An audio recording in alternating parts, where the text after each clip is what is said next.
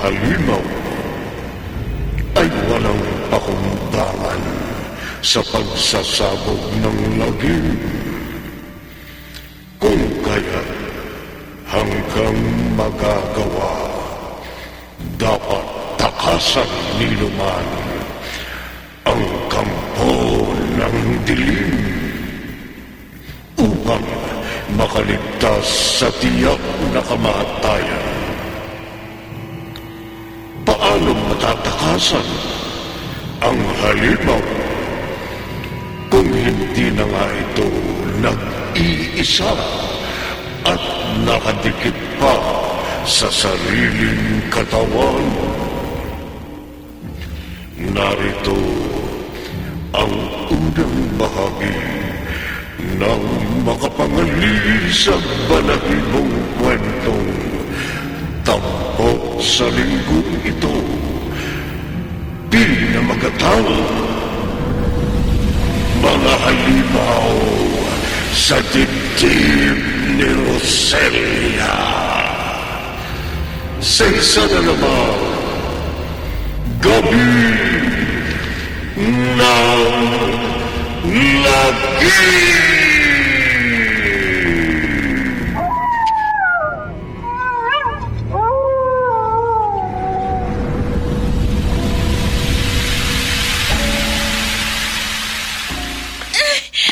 Itay! Itay! Rosela? Ay, tulungan niyo ako! Bakit, anak? Ano nangyari? Bakit ka umiiyak? At bakit sapo mo yung magkabilang dibdib mo? Hindi ko alam kung bakit, Tay. Nagising na lang ako na kumikirot yung magkabilang dibdib ko. Ha? Ngayon lang po ito nangyari sa akin. Ngayon pa naman po kaarawan ko sa aking kalabing 8 taong gulang.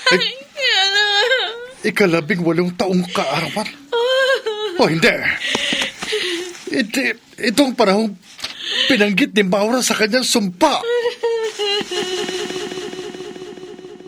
Isinusumpa ko, Lino.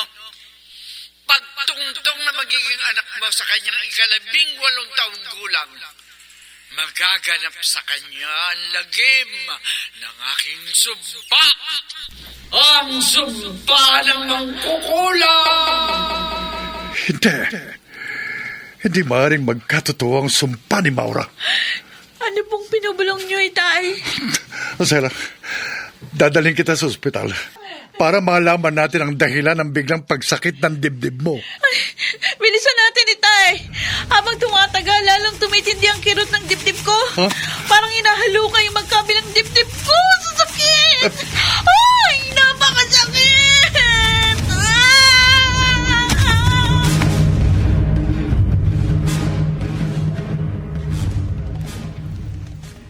Lino, mawawala rin ang pagsakit ng magkabilang dibdib ng anak mo. Yan ang dahilan. Kaya naparito ako sa iyo, Maura. Pero hindi ang galit na matagal nang nakabilanggo sa puso ko. Matagal nang nangyari. Hanggang ngayon, hindi pa rin nabubura sa utak ko, sa puso ko, ang panluloko mo sa akin. Hindi kita niloko. Pinapaniwala mo kung mahal mo ko. Totoong minahal kita. Bakit pinagpalit mo ko sa ibang babae? Nagkataon lamang na natuto akong magmahal sa iba. Pagmamahal na higit sa pagtinging inukol ko sa iyo. Kaya nakipagtanang ka sa iba? Kesa naman ikaw ang pinakasalan ko. At habang buhay akong makisama sa iyo, gayong may iba akong mahal. Labis mong sinugatan ng damdamin ko. Kaya nag-aral ako ng karunungang itim para makipaghiganti sa'yo. Humingi na ako ng tawad sa iyo noong bago ako nag-asawa. Hindi kita pinatawad. At hindi kita mapapatawad kailanman. Kaya sumumpa ako. Ako nagkasala sa iyo, Maura.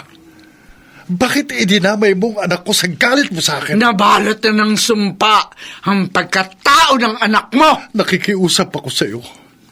Nagmamakaawa. Bawiin mo na ang sumpa mo sa anak ko. Namatay na ang asawa ko sa pagsisilang kay Rosela. Ayokong mawala pa sa akin ang anak ko.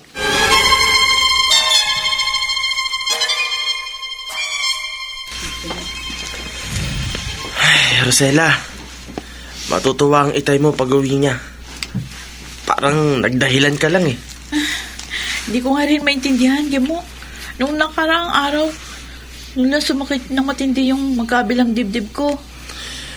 Kaya nga alalang-alala sa'yo kaming mga kaibigan mo. Lalo pa nang mabalitaan kong isugod ka ng itay mo sa ospital. Ang importante na wala na yung kirot sa dibdib ko. Bakit ka biglang natigilan, Rosella? Gemo, may gumagalaw sa dibdib ko. Gumagalaw? Parang may gustong lumabas sa magkabilang dibdib ko. Doktor, ngayon niyo ako pinababalik dito sa ospital. Mr. Lopez, malinaw ang resulta ng x-ray sa anak mo. Ano hong sakit ng anak ko? Wala kaming makitang dahilan ng pagsakit ng magkabila niyang dibdib. Kung gano'n, malamang na totoong kinababahala ko. May sinasabi ka, Mr. Lopez? Walang sakit si Rosella. Ang biglang pagsakit ng dibdib niya ay kagawa ni Paura. Ang mangkukulam. Anong kailangan mo, Lino? Paura, kahit nakatalikod ka, alam mong nagbalik ako? Walang malilihim sa gaya kung mangkukulam. Bakit ka nagbalik? Anong gusto mong gawin ko para mapatawad mo ko? Walang makapapawi sa naging galit ko sa'yo. Sabihin mo ang gusto mong mangyari. Ang gusto mong gawin ko. At lahat gagawin ko. Bawiin mo lang ang sumpa mo sa anak ko. Walang makapapawi sa sumpa ko sa anak mo, Lino. Paura. Habang buhay na niyan tataglayin sa kanyang pagkatao. Ang sumpa ng mangkukulam. Sabi ni Itay, tiniyak ng doktor na wala akong sakit. Ano naman ang dahilan ng biglang pagkirot ng magkabilang dibdib ko nung nakaraang araw? Gumagalaw na naman yung magkabilang dibdib ko. Paulit-ulit. Malakas ang paggalaw. Rosella! May tumatawag sa akin. Rosella! Oh, may dalawang tumatawag sa akin. Ako lang nandito sa kwarto. Sino tumatawag na yun? Nasaan sila? Lalong kumalaw ang magkabilang dibdib ko. Unti-unti nawawak ang damit ko. Dito sa tapat ng magkabilang dibdib. Parang may umangat-ngat sa damit ko. Ano itong lumalabas sa magkabilang dibdib? Mga mukha. Mga nakakakilabot na mukha ng halimaw. May mga halimaw sa dibdib ko!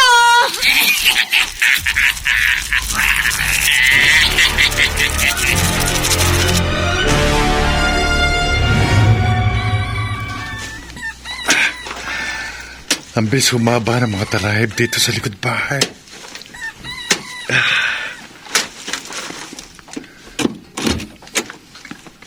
Tay?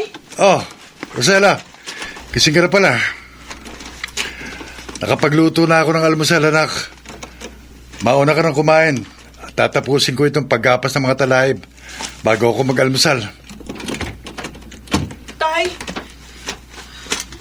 Tignan niyo yung balat sa mukha ko. Pati dito sa mga kamay at braso ko. Ha? Bakit ka nagkaganyan? Hindi ko po alam. Nagising na lang ako. Ganito yung nangyari sa akin. Nahulubot ang balat mo. Parang tumanda ka. Bakit ako nagkaganito, Tay? Para po akong isinumpa.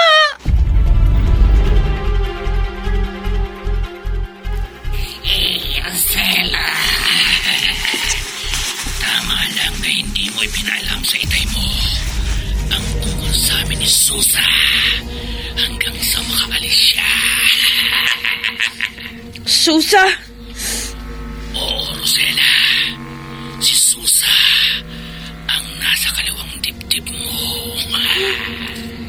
Si Diogo naman ang nasa kanang dibdib mo, Rosella.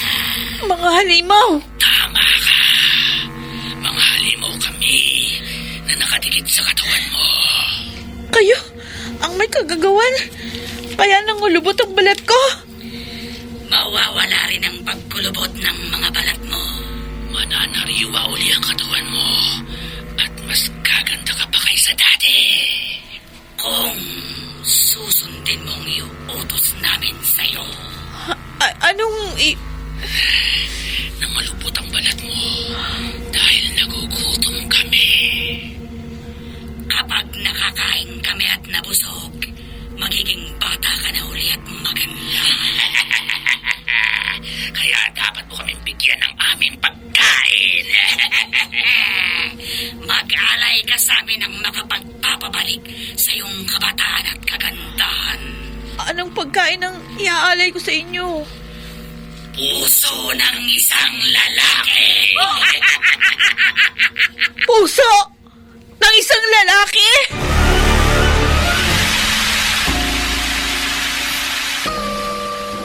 Itay! Huwag kang mabahala, Rosella. Habang nagtatagal, lalong nangungulubot yung balat ko. Lalo ako nagmumukhang matanda. Sabi ko naman sa'yo, gagawa ako ng paraan para mabalik sa dating itsura mo at magamot ang sakit mo sa balat. Hindi ordinaryong sakit sa balat ang nangyari sa akin. Huwag kung ano-anong isipin mo, anak. Gagaling ka rin. Ipinatawas na kita sa isang albularyo. Isinuot ko na po ay yung kwintas na bigay ng albularyo na pangungontra sa masasamang espiritu at maligno. Pero wala pa rin pagbabago sa itsura ko. Rosella. Ikaw bang nagpatuloy ang pagtanda ko? Baka tuluyan ako mamatay.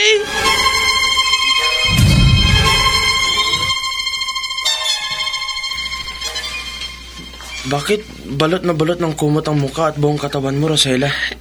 Gimo, matalik tayo magkaibigan kaya pinatuloy kita dito sa bahay namin. Hindi ako napapakita, nakikipag-usap sa ibang tao. May problema ka ba? Alam ko mapagkakatiwalaan kita, kaya hindi na ako maglilihim sa'yo. Ipapaalam ko't pakikita sa'yo ang mabigat kong problema. Ano? Parang gumagalaw ang magkabilang dibdib mo, Rosella. Talagang gumagalaw mga ito. Dahil may nakadikit sa katawan ko ng mga mukha ng halimaw. Mukha ng halimaw? Oo. Nakakakilabot na halimaw na nag-uutos sa akin. Rosella. Ipapakita ko sila sa'yo para maniwala ka. Hindi na kailangan, Rosella. Lahat ng sabihin mo, pinaniniwalaan ko. Kaya gagawin ko ang lahat para matulungan ka. Kimo? Pangako, Rosella. Tutulungan kita. Ano man ang misteryo at lagim na nangyayari sa'yo.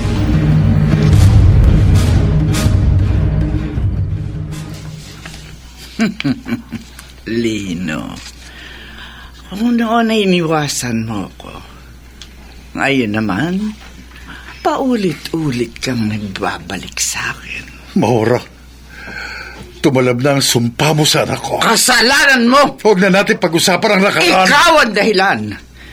Kaya sumampalataya ako sa Panginoon ng kadiliman. Kaya yumakap ako sa gawain ng mga kampo ng dilim. Hindi na ako makikiusap sa'yo. Hindi na ako magmamakaawa sa'yo. Pero binabalaan kita. Lino! Sa ayaw at sa gusto mo, bawiin mo ang sumpa mo sa aking anak. Kapag patuloy mong pinahirapan si Rosella, kapag napahamak siya dahil sa kagagawan mo, papatayin kita. Father Rod, nakikiusap po ako. Nagmamakaawa po ako sa inyo. Hindi mo kailangang makiusap at magmakaawa, Gimbo. Mula nang maging parish priest ako sa parokyang ito, lahat ng lumapit sa akin, tinutulungan ko. Father, paano po kaya natin matutulungan si Rosella? Huwag kang masyadong mabahala at mag-alala. Lahat ng problema may kalutasan. sa tulong ng ating Panginoon. Nasabi ko na po sa inyo ang mabigat na problema ng kaibigan ko. Tutulungan natin siya. Ipagdadasal natin. Father, At bibigyan kita ng malamang na makatulong sa kaibigan mo para mulutas ang nangyayari sa kanyang misteryo.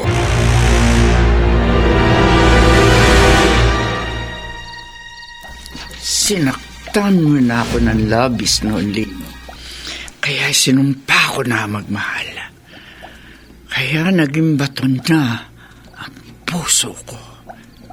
Ngayon, pinagbantaan mo naman ang buhay ko. Sa ayaw at sa gusto mo, bawiin mo ang sumpa mo sa aking anak. Kapag patuloy mong pinahirapan si Rosella, kapag napahamak siya dahil sa kagagawan mo, papatayin kita. Wala kang magagawa laban sa akin. Ang hindi ko nagawa sa iyo noon, Lino, ay gagawin ko ngayon. Magsasagawa ako ng ritual at orasyon para sa iyo. Para sa iyo ang manikang basahan ito na magiging replika ng iyong pagkatao, Lino. At ang karayom na ito, ang mga ito ang gagamitin ko laban sa iyo, Lino. Kaya bago mo pa magawa ang banta mo sa akin, bago mo pa ako mapatay, kukulamin na kita.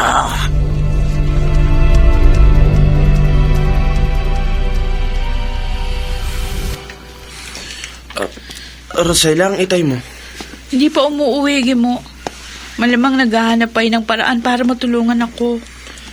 Ihintayin ko sana siya para hingi ng kanyang pahintulot sa gagawin ko. Anong gagawin mo? Pero baka maging huli na ang lahat para sa'yo Kaya susundin ko na ang mungkahi sa akin ng pare para matulungan kita agad. Kahit wala pa ang itay mo. Anong laman ng botelyang yan? Holy water ito. Benditadong tubig. Oo. Ilantad mo na ang mga halimaw sa dibdib mo, Rosella. O sige, susundin kita. Ayan. Nakalantad na sila. Nakakakilabot ang kanilang anyo. Parang natutulog sila. Ngayong nakalantad na ang mga halimaw sa magkabilang dibdib mo, sasabuyan ko na sila ng holy water.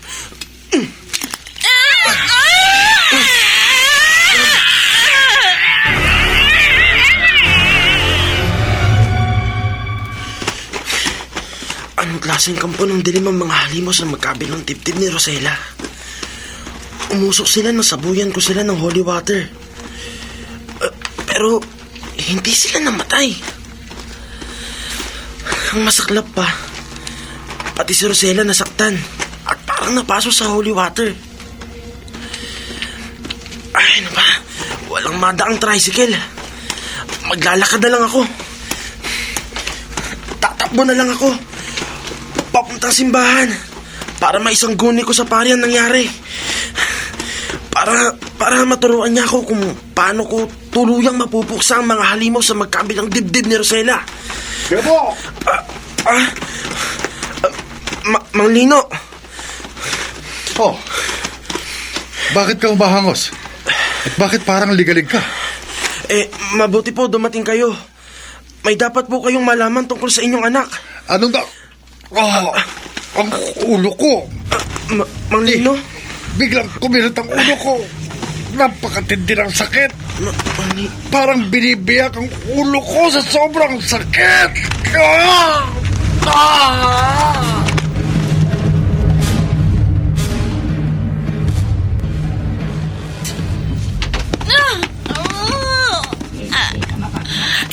Rosella, nakadikit kami sa mga dibdib. Iisang katawan tayo. Pero tinadayturo mo kami. Habang natutulog kami, Pupuksain mo kami! Mga halimaw! Kaya paparusahan ka namin! Ah! Gagamitin namin ang aming kapangyarihan para parusahan ko! Ah! Bakit namin ang magkabilang kapit mo?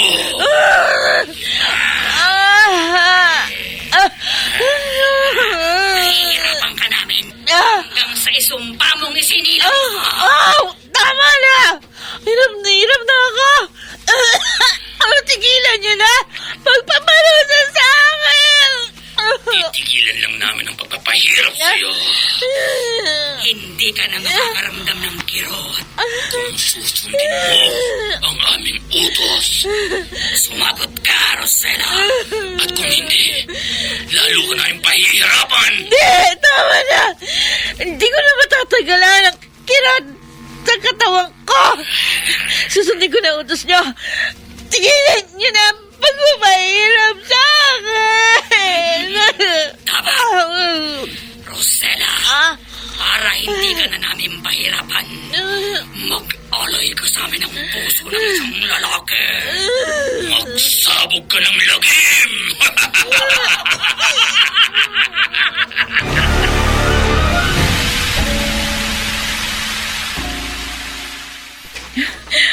Ayoko magsabog ng lagim. Hindi ko maaatim yun na maminsala o magpahamak ng kapwa ko. Pero anong pipiliin ko? Patuloy akong pahirapan ng mga halimaw o magpatuloy ang aking pagtanda? O sundin ko ang mga kampo ng dilim? Para! Ako tayo. Minyong? Ha? Ako si Rosella. Magkalugar lang tayo. Rosella, ikaw pala. Hindi kita nakakilala kagad kasi nakatalokbong ang ulo mo. Pati ng halos buong katawan mo. Giniginaw kasi ako eh. Ganun ba? Kailangan ko magpainit. Ha? Gusto mong mainitan ka? Oo. Bay, Pwedeng ikaw yung magbigay ng init sa katawan ko. nagbibiro ka ba? Hindi. Totoo yun. Patutunayan ko sa'yo, hindi ako nagbibiro. Doon tayo sa lugar na magkakasarili ng tayo. Bay, matagal na kitang kursunada. Kaya hindi kita maaaring tanggihan. Sige. Halika, sakay na sa tricycle ko. Oo. Dadaling kita sa lugar na magkakasarili ng tayo. Doon sa walang i-istorbo sa atin. Talaga. At mabibigyan ko ng hinahanap mong init ang iyong katawan.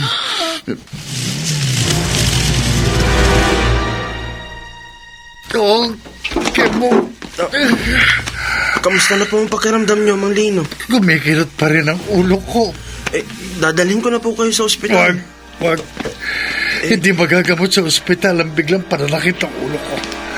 Kaya, nagpaalala na lang ako sa iyo rito sa bahay namin. Si Rosella. Kanina pa pong pagdating natin, tinawag natin siya. Pero hindi siya lumapit. Wala rito sa bahay ang anak ko. Umalis po siya? Malamang. Saan naman po pupunta si Rosella sa ganitong disoras ng gabi? Hindi ko alam. Kaya mo pakiusap, harapin mo siya. Paano po kayo, Mang Lino? Iwan mo muna ako. Hanapin mo ang anak ko. At baka may masamang mangyari sa kanya.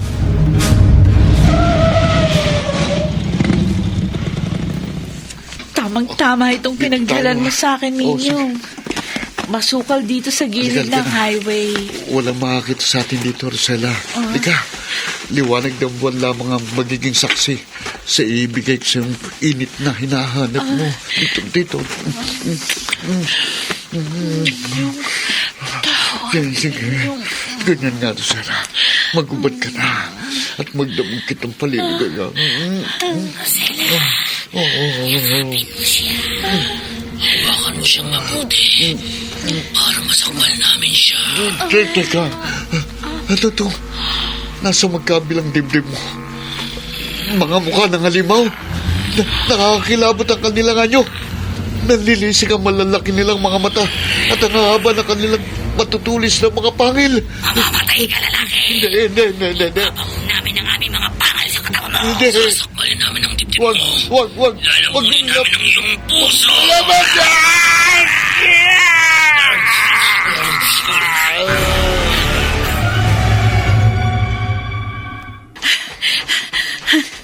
Rosella! Ha?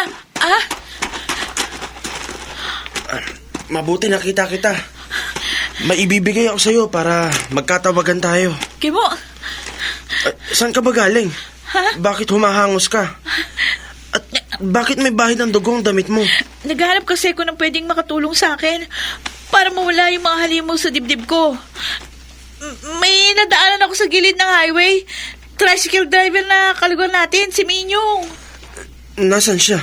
Nakita ko nakabulagta. Hinawakan ko siya para tanungin kung may maitutulong ako sa kanya.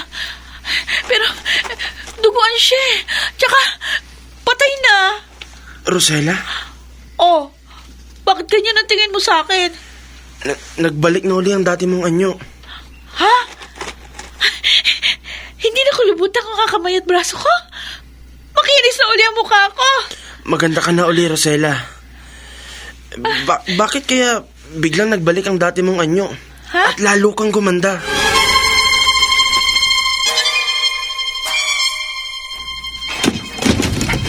Maura, Inaasahan ko na ang pagdating mo, Lino.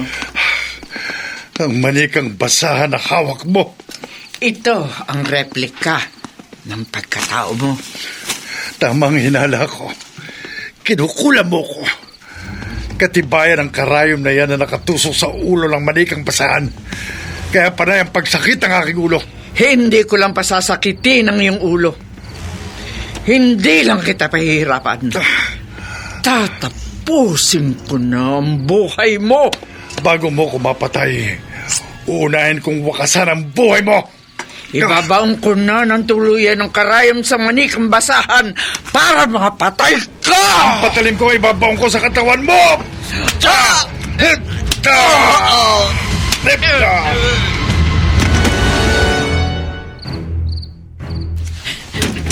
Tay! Tay! Wala dito sa bahay si Itay. Kung hindi lang umuwi si Gamo, magpapatulong ako sa kanya sa paghanap kay Itay.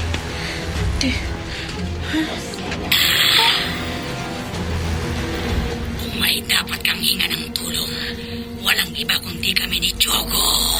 Oo nga. Iisang katawan tayo ni Susa. Kaya tayo ang dapat magtulungan. Nasunod ko na ang utos niyo. Oo. Nakapag-alay ka na sa amin ng isang lalaki. Nabusog na kami sa puso ng lalaki. Kaya nagbalik ang dati mong anyo. At naging mas maganda ka pa kaysa dati. Yan ang lihim ng ating pagkatao, Rosella.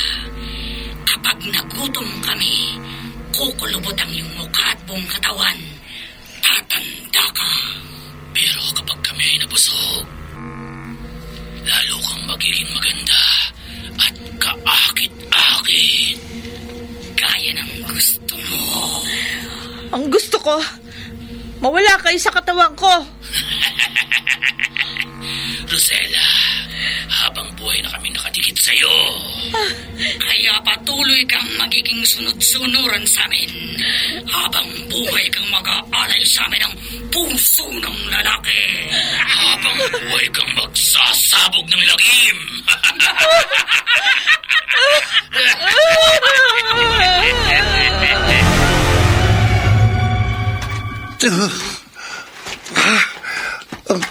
Ang ulo ko lalong kumikirot.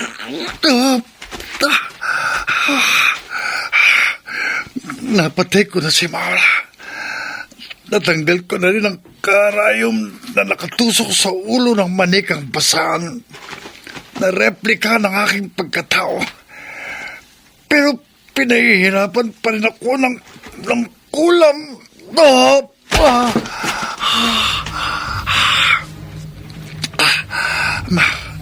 Maaaring totoo ang sinabi ni Mara bago siya nalagutan ng hininga. Inaasahan ko nang gaganti ka sa akin, Lino. Kaya nagsagawa na ako ng ritual, adorasyon para patayin mo man ako.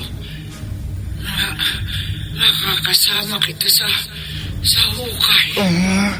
Kaya ginamit ko ang kapangyarihan upang ang magiging kamatayan ko ay magiging katapas at morin.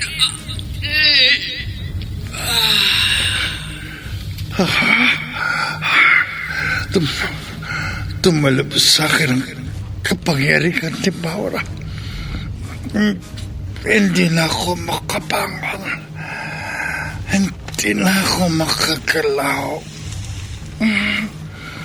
Hinang-hina ko.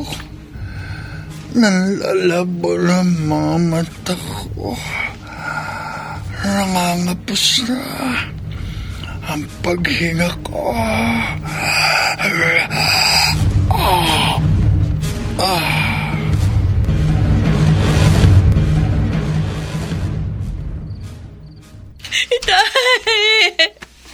Itay ko! Rosella, ilang araw nang nailibing ang itay mo. Wala nang saysay ang pagluha mo. Nag-iisa na ako sa buhay. Hindi ka nag-isa. Narito kami ni Joko. Makakasama mo kami ni Susa habang buhay. Mabuti pa mamatay na rin ako. Hindi naman kami papayag na mawala ka. Tama, dahil ang buhay mo ay buhay namin. At ang buhay namin ay buhay mo. Gusto ko lang mamatay. Kamangal! Ilang araw na kami hindi kumakain ni Joko. Nagugutom na kami. Nangulubot na naman ang balat ko. Ang mga kamay at braso ko. Ang mukha ko.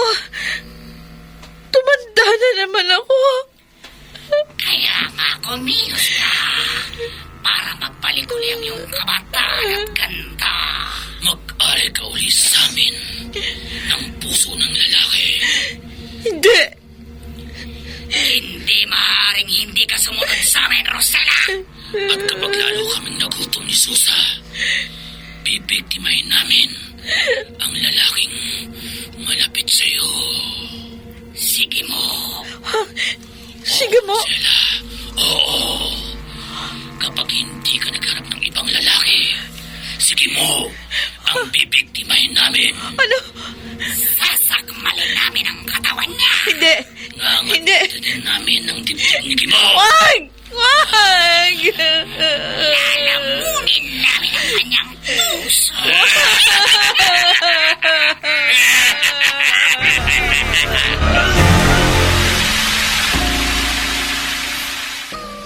Ano, Rosella? Ang mga halimo sa iyong dibdib ang pumatay sa kalugar nating si Minyong? Oo, Gimo. Kaya nga kita tinawagan habang natutulog sila. Hindi ko agad inamin sa'yo sa utos na rin ng mga kampo ng dilim na nakadikit sa katawan ko. Mabuti, madali mong natutuhan ng paggamit ng cellphone na ibinigay ko sa'yo. Mga mamamatay tao pala ang mga halimo sa dibdib mo. Puso ng lalaki ang kanilang pagkain. Na kapag hindi mo na ibigay sa kanila, pahihirapan kanila. Oo, at patatandain. Kaya pala, nangulubot na naman kamo ang iyong balat. Nagmukha na naman nga ako matanda. Kaya nagtalukbong uli ako mula ulo hanggang paa. Talagang hindi dapat makita ng ibang tao ang itsura mong tumanda. At lalong hindi nila dapat makita ang mga halimaw sa aking dibdib. Dapat, Rosella. Kapag nakita ng ibang tao ang mga halimaw sa dibdib mo, malamang na manganib ang iyong buhay. Inay, aalis po muna ako. Saan ka pupunta, Gimo? Kina Rosella po. Hindi ka aalis. Inay, alam niyo naman po na matalik kong kaibigan si Rosella. May problema po siya at kailangan niya ng tulong. Hayaan mo ng ibang tumulong sa kanya para hindi malagay sa peligro ang buhay mo. Inay, Narinig ko ang pakikipag-usap mo kay Rosella sa telepono. Kaya alam ko ang misteryo at lagim na bumabalot sa kanyang pagkatao. hindi po gusto ni Rosella nangyari sa kanya, Inay. Problema niya na yun. Nagsosunod na po siya sa buhay. At ako na lamang po ang maaasahan niyang makakatulong sa kanya. Gimo, may iba pa siyang mga kaibigan. Inay, hindi lang po kaibigan ang turing ko sa kanya. Ano? Mahal ko po si Rosella. Lalong hindi kita papayagang patuloy na makipagmabutihan sa kanya.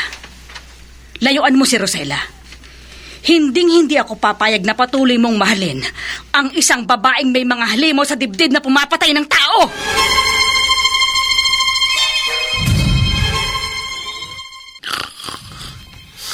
Rosella, gumising ka.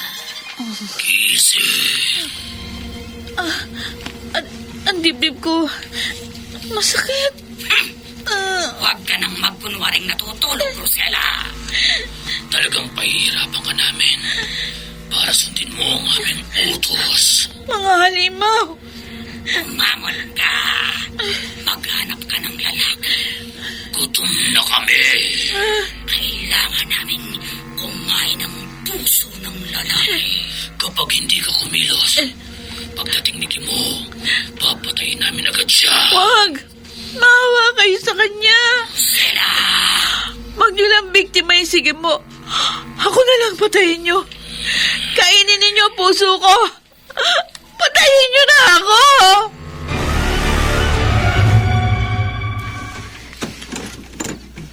Gimo, Ay, Inay, aalis ka? eh, Aalis ka nang walang paalam para puntahan si Rosella. hindi ko po siya kayang pabayaan. Ilalagay mo sa peligro ang buhay mo. Babaliwalain mo ang pag-aalala ng sariling magulang mo dahil lamang sa isang babaeng may mga halimaw sa dibdib. Sorry po, Inay. Gimo, kahit matagal lang yung maawang ama mo, hindi ako papayag na isubo mo sa peligro ang buhay mo. Sorry po. Gimo, pagbalik ka! Gimo!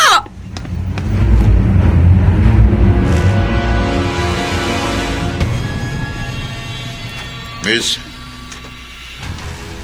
bilib naman ako sa'yo. Kababae mong tao. Naglalakad ka mag-isa sa 10 oras ng gabi. Sa ganitong lugar na madilim at walang ibang tao. Alam kong may makakatagpo ako dito tulad mo. Hindi ka ba natatakot sa akin? Hindi. Fold-upper ako. Rapist. Tulad mo ang kailangan ko. Ah, ganun ba? Ganyang palaban ka, halika. Ha?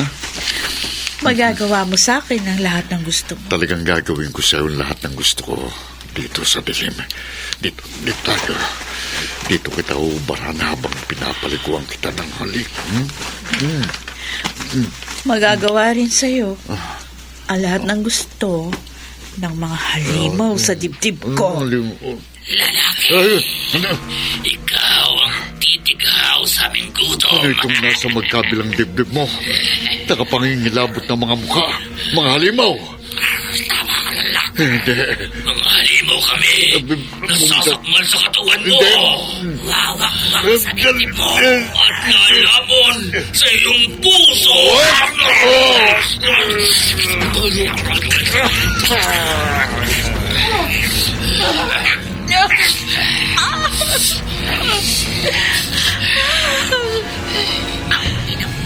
Puso ng lalaki. Rosella, gusto mo bang tumikim ng puso ng tao?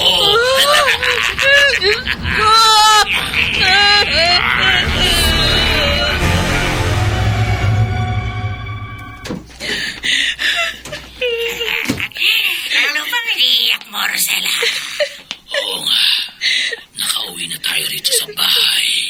At nabusog na kami ni Jogo sa puso ng lalaki.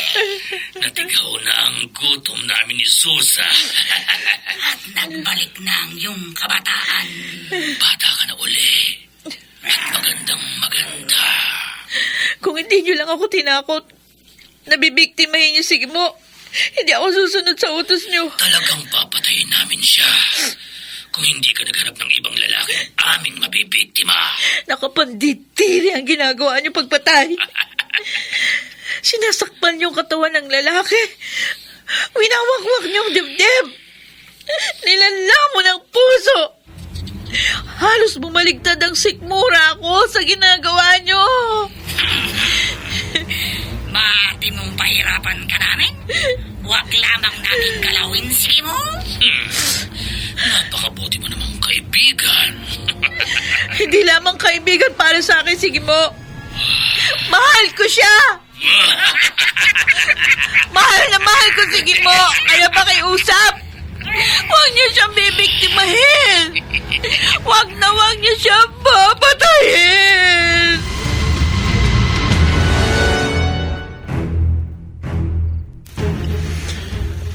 Pupuntahan sana kita dyan eh. Pero baka nagpapahinga ka na, kaya tinawagan na lang kita. Nakabala ko ba ang tulog mo? Hindi, Gimo.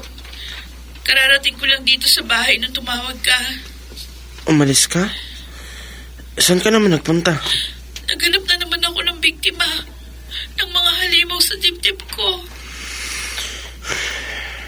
Inilalagay mo sa panganib ang buhay mo para masunod lamang ang kahayukan ng mga halimaw sa dibdib mo. Wala akong magawa para tutulin sila. Kapag hindi ko sinunod ang kanilang utos, pati ikaw, bibiktimahin nila. Rosella, may paraan pa para hindi malagay sa peligro ang buhay mo sa tuwing mahahayok sa puso ng tao ang mga halimaw sa katawan mo. Gimo. Ako nang maghahanap ng magiging biktima ng mga halimaw sa dibdib mo. Mga halimaw. Rosella, huwag mo nang itago ang binigay sa iyo ni Gimo para magkatawagan kayo. Narinig namin ni Susa ang pakikipag-usap mo sa kanya. Nagkunwari lamang kami ni Jobo na natutulog. Susa. Choco. Rosella, wala ka namang dapat ilihim sa amin. Sang-ayon kami sa mungkahi sa iyo ni Gimo. Payag kami na siya ang maghanap ng lalaking aming magiging biktima. Huwag lamang siyang magkakamali. Tiyakin lamang niya na lalaki ang iaalay niya sa amin. Sapagkat puso lang ng lalaki ang makatitigaw sa aming kagutuman. At puso ng lalaki lamang ang lalong makakapagpapagsik sa aming kapangyarihan. Mga halimaw, kung puso ng isang lalaki ang kalakasan nyo, anong inyong kahinaan? Hindi mo na dapat pang malaman. Kami lang ang nakakaalam. Kayo na rin ang nagsabi na iisang katawan tayo. Iisang buhay. Ang kamatayan nyo ay aking kamatayan. Totoo. Kaya dapat kang maging maingat at maging kami. Dahil isang pagkakamali lang ng sino man sa atin ay mangangahulugan ng ating kamatayan.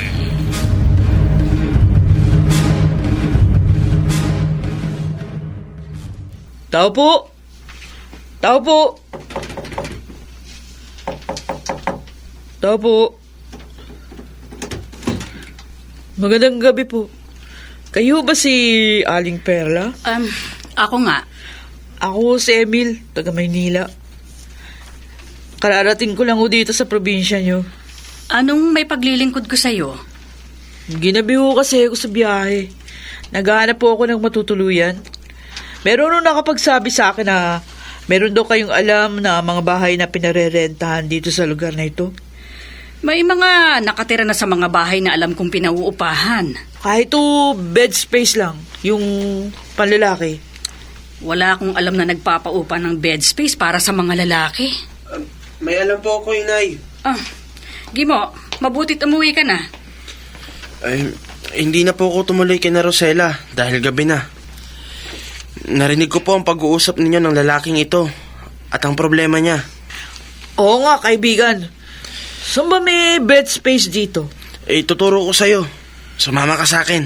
Gimo, Pag naituro ko na sa kanyang matitirhan niya, uuwi na rin po ako agad, Inay. Salamat, kaibigan. Talagang kailangan kong makakita ng matitiran. Takot akong matulog kung saan-saan lang eh. Kahit na lalaki ako.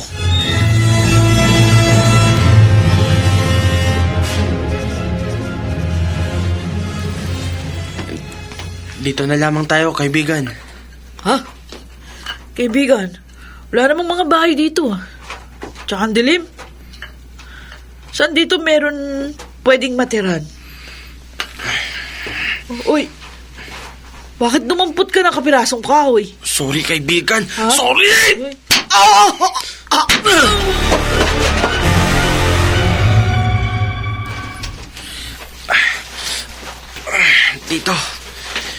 Dito sa likod ng mga talahib. Dito ko ilalagay ang walang malay na lalaking ito. Yan. At ngayon, tatawagan ko na si Rosella. Asan ba yung cellphone ko?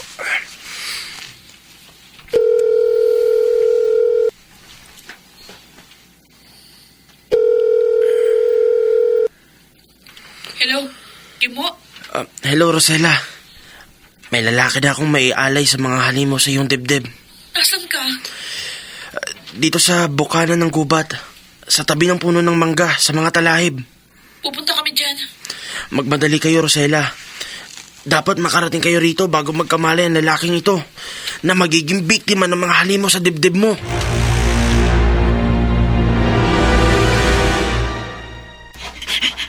Magmadali ka, Rosella. Gutom na kami ni Susa. Ito na nga, oh. Tumatakbo na nga ako, mga halimaw. Sa gutom namin ni Jogo, pagdating namin sa kinaroroonan ng aming biktima, sasakmalin kagad namin ang kanyang katawan. Wawakukin agad ng matatalas naming pangil ang kanyang dibdib. Lalamunin agad namin ang kanyang puso. Pero huwag magkakamali si Kimo. Nalilangin kami ni Susa. Sino mang manlililang sa amin ni Jogo ay parurusahan agad namin ang malagim na kamatayan.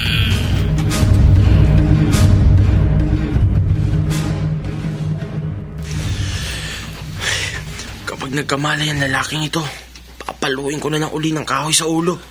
Gimo! Rosella? Nasaan ka?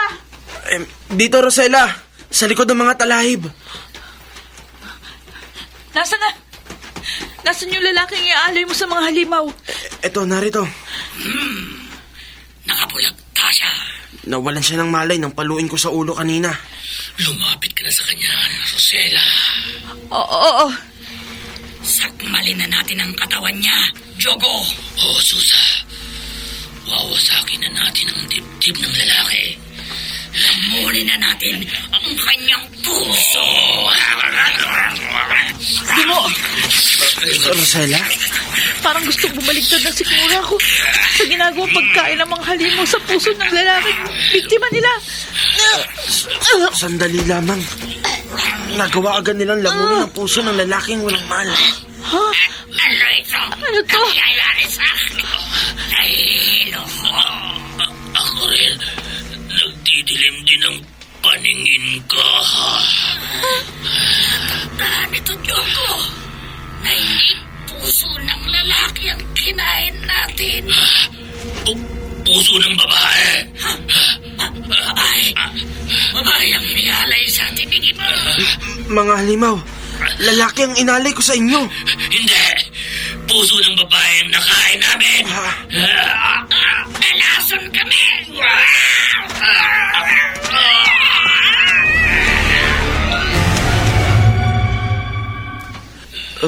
Rosella? Gimo, Bakit kayo mayakap sa akin? hindi ko mapigil ang mga kamay ko. Nakusang yumakap sa'yo. Gimo, hindi na si Rosella ang nagpapagalaw sa katawan niya. Pinakilos na ang katawan niya ng aming kapangyarihan dahil sa panliling lang mo sa amin. Mga halimaw! Puso ng lalaki ang nakabubusog sa amin at nakapagpapalakas ng aming kapangyarihan. Ang puso ng babae naman. Ang puso ng babae ang nakakalason sa amin. Hindi ko alam. Pagbabayaran mo ang panlilinlang mo sa amin, Gimo. Bago kami mamatay, sasakmalin namin ang katawan mo. Hindi. Huwag! Hawak ko kailangan ng poder mo. Pangawan niyo na. Huwag! Mga halimaw! Huwag! Kunin namin ang iyong puso.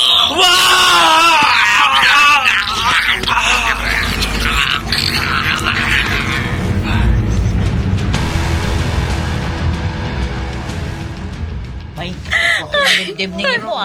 Gimo, anak ko.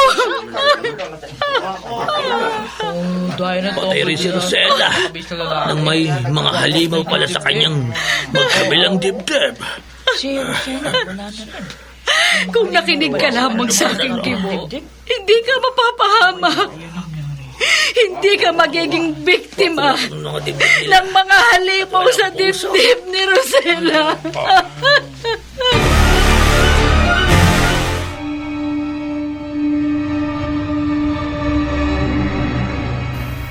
Kung kalikasan ng mga halimaw na magsabog ng lagim upang lalong maging mabagsik ang kanilang kapangyarihan.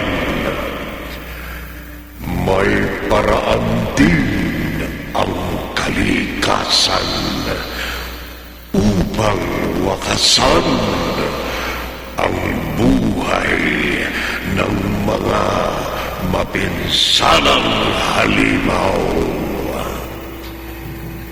Dito natatapos ang ating tampok na kwento sa linggong ito na pinamagatang mga halimaw sa dibdib ni Rosella. Sa isa na naman gabi ng lagi.